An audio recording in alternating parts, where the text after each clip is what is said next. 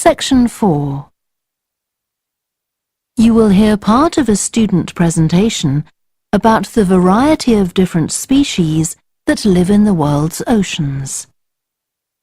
First, you have some time to look at questions 31 to 40.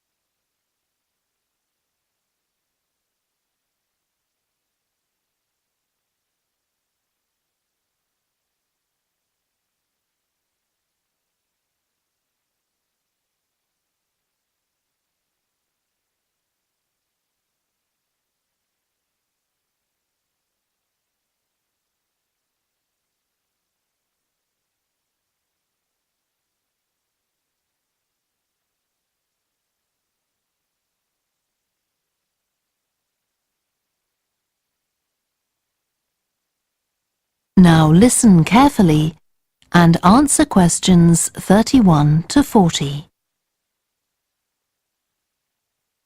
I've been looking at ocean biodiversity. That's the diversity of species that live in the world's oceans. About 20 years ago, biologists developed the idea of what they called biodiversity hotspots. These are the areas which have the greatest mixture of species. So one example is Madagascar. These hotspots are significant because they allow us to locate key areas for focusing efforts at conservation.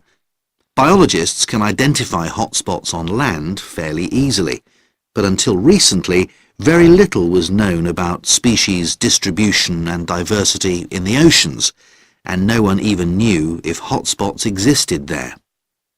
Then a Canadian biologist called Boris Worm did some research in 2005 on data on ocean species that he got from the fishing industry. Worm located 5 hotspots for large ocean predators like sharks and looked at what they had in common. The main thing he'd expected to find was that they had very high concentrations of food, but to his surprise that was only true for 4 of the hotspots. The remaining hotspot was quite badly off in that regard.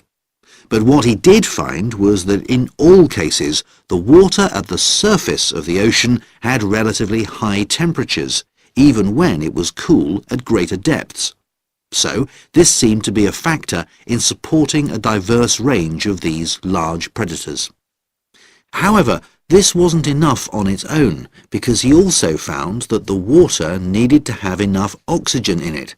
So these 2 factors seemed necessary to support the high metabolic rate of these large fish. A couple of years later, in 2007, a researcher called Lisa Balance, who was working in California, also started looking for ocean hotspots, but not for fish. What she was interested in was marine mammals, things like seals. And she found 3 places in the oceans which were hotspots, and what these had in common was that these hotspots were all located at boundaries between ocean currents. And this seems to be the sort of place that has lots of the plankton that some of these species feed on. So now people who want to protect the species that are endangered need to get as much information as possible. For example, there's an international project called the Census of Marine Life. They've been surveying oceans all over the world, including the Arctic. One thing they found there, which stunned other researchers, was that there were large numbers of species which live below the ice, sometimes under a layer up to 20 meters thick. Some of these species had never been seen before. They've even found species of octopus living in these conditions.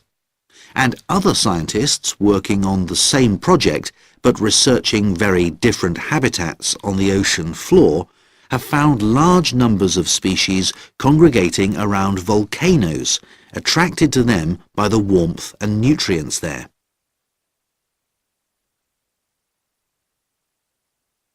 However, biologists still don't know how serious the threat to their survival is for each individual species. So a body called the Global Marine Species Assessment is now creating a list of endangered species on land, so they consider things like the size of the population, how many members of one species there are in a particular place, and then they look at their distribution in geographical terms, although this is quite difficult when you're looking at fish because they're so mobile.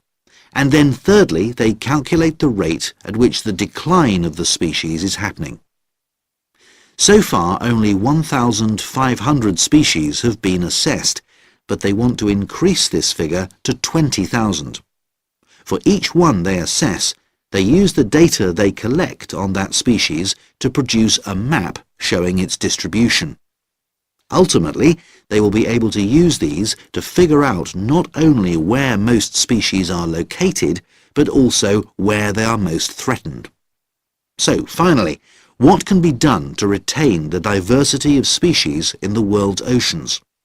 Firstly, we need to set up more reserves in our oceans, places where marine species are protected. We have some, but not enough. In addition, to preserve species such as leatherback turtles, which live out in the high seas but have their nesting sites on the American coast, we need to create corridors for migration, so they can get from one area to another safely. As well as this, action needs to be taken to lower the levels of fishing quotas to prevent overfishing of endangered species. And finally, there's the problem of bycatch. This refers to the catching of unwanted fish by fishing boats. They're returned to the sea, but they're often dead or dying. If these commercial fishing boats used equipment which was more selective so that only the fish wanted for consumption were caught, this problem could be overcome. Okay, so does anyone have any questions about... That is the end of section 4. You now have half a minute to check your answers.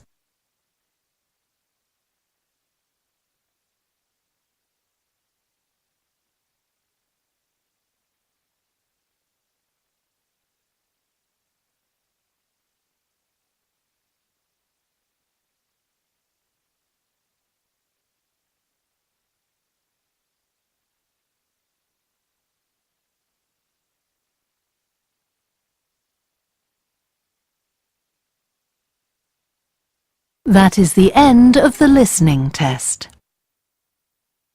You now have 10 minutes to transfer your answers to the answer sheet. Please stop writing and wait for your question booklet to be collected.